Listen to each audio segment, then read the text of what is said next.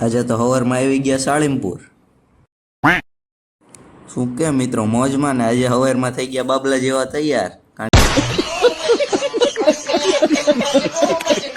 કે આજે આપણે જવાનું હતું સાળીમપુર બધા ભાઈબંધો હારે.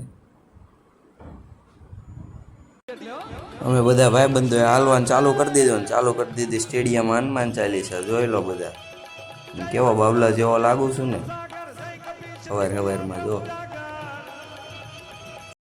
આવડા અમને અચાનક શું થઈ ગયું રોડ વચ્ચે ડિસ્કો કરવા માંડ્યા. એ રોડ વચ્ચે ન હોય, એ રોડ વચ્ચે ન હોય એટલે મજા માનતા જ નથી. આ જયમીનીઓ જો મારો કન્ટેન્ટ બૂસ્ટ મારવા માંડ્યો, એ વિડીયો ઉતારવા માંડ્યો. એ વિડીયો બંધ કર ભાઈ, એ વિડીયો બંધ કર.